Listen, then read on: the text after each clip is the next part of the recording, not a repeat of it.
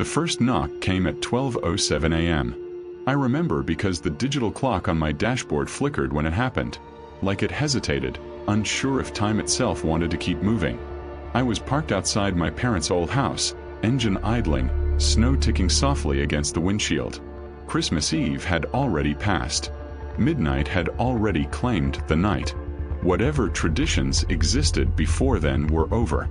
The knock wasn't loud. That was the problem. It came from the back seat. Not a bang. Not a thud.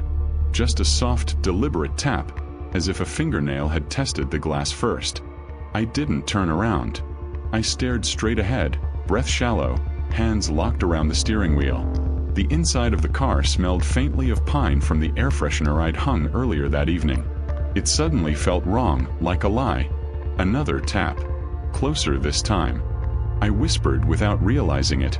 "Who's there?" The answer didn't come from the car. It came from the house. The porch light, dead for years, turned on. Yellow light spilled across the snow, revealing fresh footprints leading from the road to the front door. Only one set. And they stopped right at my car. Behind me, something shifted. And from the dark glass of the rearview mirror, I realized I wasn't alone anymore. I stood in the entryway longer than I should have, the door sealed behind me, the house holding its breath. The ornament rested in my palm like a pulse. Black glass. No seam. No hook. I turned it slowly under the flashlight beam, expecting some distorted reflection. My face stretched, warped, but the surface swallowed light instead. It wasn't reflective. It was absorptive, as if it drank whatever looked at it. I set it back on the stair. The moment my fingers left it, the house settled, a soft, collective creak, like joints easing after a long wait. I hated that I noticed. I hated more that part of me understood. "Just nerves," I muttered, forcing a laugh that died halfway out of my throat. The dragging sound didn't return. Instead, there was something worse. Quiet with intention. The kind that listens back. I moved deeper into the house, flashlight sweeping across familiar shapes that now felt staged. The coat rack with Dad's old hunting jacket, the narrow hallway that funneled you forward, the living room where Christmas had always pretended to be normal. The tree still stood in the corner, needles browned, ornaments dulled by dust. A string of lights blinked once, just once, then went dark again. Midnight had passed. Christmas Eve had technically ended. I told myself that mattered. I set my bag down by the couch. The floorboard creaked exactly the way it always had. That should have been comforting. It wasn't. It felt rehearsed. I checked my phone. No service. No surprise. The house sat in a dead zone, wrapped in hills and trees like a secret. I remembered Mom complaining about it, about being unreachable at night. Especially after midnight, she'd said once, half joking. I'd laughed then. I didn't laugh now. The kitchen clock read 12:14 a.m. Its ticking sounded too loud, each second a small hammer tapping at my skull. I reached to silence it, then stopped. The second hand wasn't moving. The ticking continued anyway. I backed away slowly. From the hallway behind me, a floorboard popped. A deliberate sound. A signal. "Hello," I said again, softer this time, like volume might make the difference. No answer. But the air shifted. Cold slid along my ankles, crawling upward. The smell changed. Pine gave way to something older, sourer. Like damp paper. Like breath trapped too long in a box. I went to the window and pulled back the curtain. Outside, the snow had stopped. The road lay empty, smooth and untouched. No tire tracks, no footprints. Except one. Just one set, standing directly beneath the porch light. Facing the house. Facing me. My chest tightened. I pressed my forehead to the glass, breath fogging it instantly. The footprints were too deep, too narrow. Not boots. Not shoes. The toes were long, uneven, as if the foot had learned the shape late. I stepped back. Behind me, something whispered. Not words, not quite. A sound like someone trying to remember how speech worked. I spun around, flashlight up. The living room was empty. The whisper came again, closer to the stairs this time. It carried a weight to it, a familiarity that scraped at memory. The sound of a voice that had once been welcome. "Mom." The word slipped out before I could stop it. Silence answered. I swallowed hard.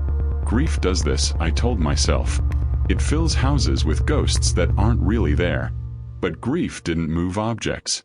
The ornament was gone from the stair. I stood frozen, listening. The whisper returned, clearer now, sliding along the walls, seeping into corners. "You're late." The words were wrong. Too flat. Too practiced. My legs finally remembered how to move. I backed into the kitchen, every instinct screaming to leave, to force the door, to break a window if I had to. But the house felt tighter now, hallways subtly shorter, angles slightly off. Like it had leaned in. I grabbed a knife from the counter. The metal felt thin, inadequate. "Who's here?" I demanded, louder, trying to anchor myself to anger instead of fear. A pause. Then, soft laughter. Not mocking. Pleased. Still asking the wrong questions. The stairs creaked. One step. Then another. Slow. Careful. Descending. I didn't run. I don't know why. Maybe part of me needed to see. Maybe part of me already knew. The whisper reached the bottom of the stairs and stopped. "After midnight," it said, closer than it should have been. "The house opens." The lights flickered. And behind me, the front door handle turned. I realized then, standing in my childhood home, knife shaking in my hand, that whatever had begun after midnight wasn't visiting. It was coming home. The door never finished opening. That was the first lie the house told me. The handle turned. Metal clicked. But the door itself stayed flush with the frame, as if something on the other side was holding it shut.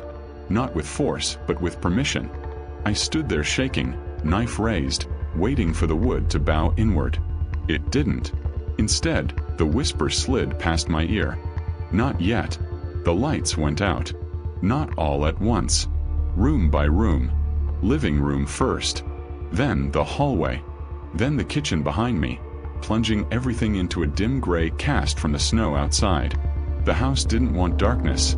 It wanted contrast. It wanted me to see just enough. I didn't move for a long time. When I finally did, it felt like stepping through thick water. Every sound was magnified.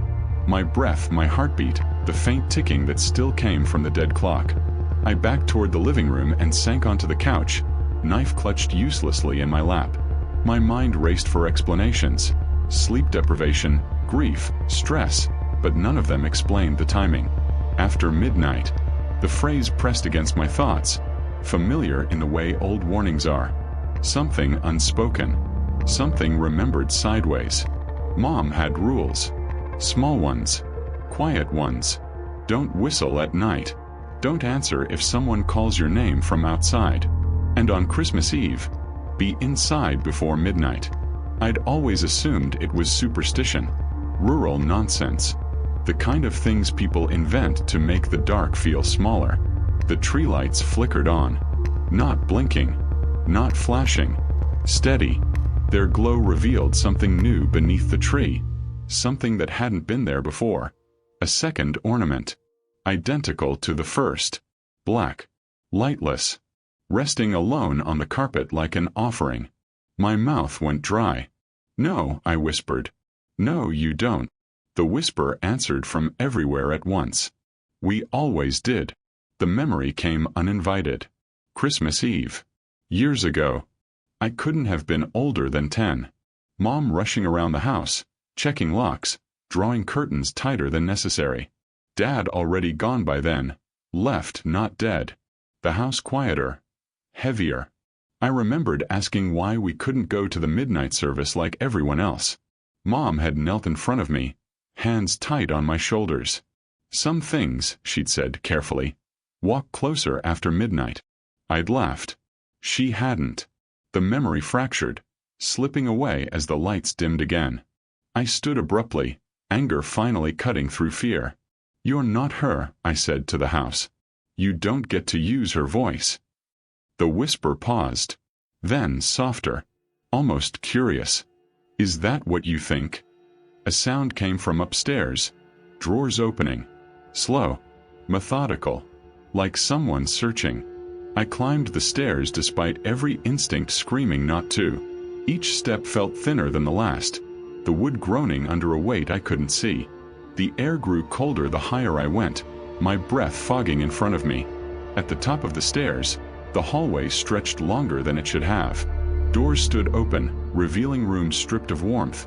Bare walls, empty shelves. My childhood bedroom was last. The door creaked as I pushed it open. Inside, the room was wrong. The bed was made with sheets I didn't recognize. The walls were bare except for one thing. A calendar pinned crookedly above the desk. December. Every date crossed out. Except the 24th. Something moved behind me. I spun, flashlight wild, and found myself face to face with Mrs. Calder. She stood in the doorway, impossibly solid, wrapped in her heavy winter coat. Her eyes were wide, bloodshot, darting past me into the room. "You shouldn't be here," she hissed. I staggered back. You live down the road. I saw your car." "No," she snapped. "Not here. Not after." She grabbed my arm, fingers digging in painfully. "Real. Too real. You heard it, didn't you?" she whispered. "After midnight." The house seemed to lean closer, listening. "I don't understand," I said. Her grip tightened. "Your mother made a bargain." The words hit harder than any scream. "A what?" Mrs. Calder swallowed, eyes filling. She was desperate. Sick. Alone. The house offered help. Protection. But it doesn't give without taking. A floorboard popped behind her. She flinched. "It needs to be remembered," she said quickly. "Every year. Before midnight. Or it starts to open." "What does it take?" I asked. Her gaze slid to the calendar. "Those who forget." The whisper returned, louder now. "Or those who leave." Mrs. Calder's face collapsed into grief. "I warned her," she said. "We all did. But she loved you more than she feared it." The lights flared violently. Mrs. Calder screamed. Something pulled her backward. Not fast, not brutal. Careful. Like the house didn't want to damage what it claimed. Her fingers slipped from my arm. The door slammed shut.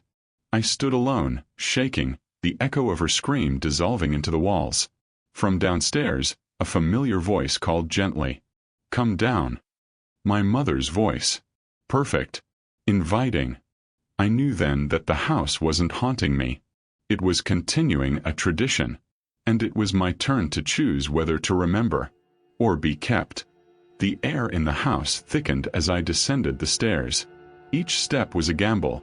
The wood groaning like it resented my weight, shadows twisting unnaturally in the corners.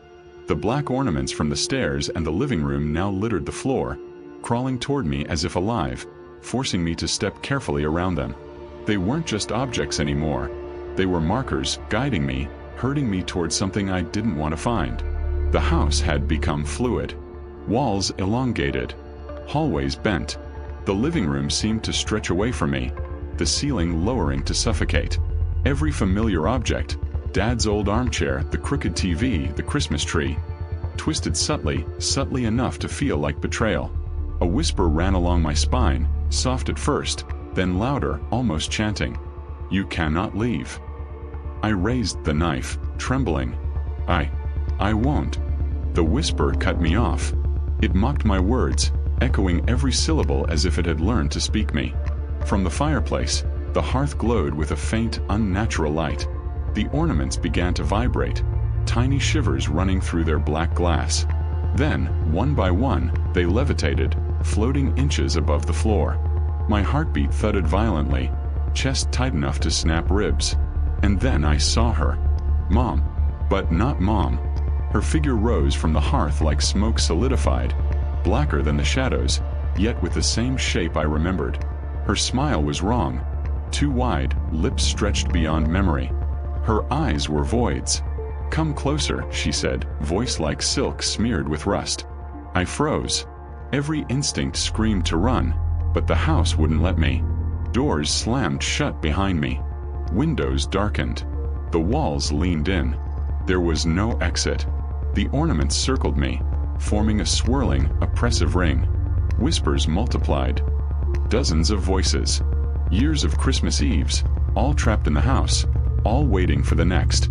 I screamed.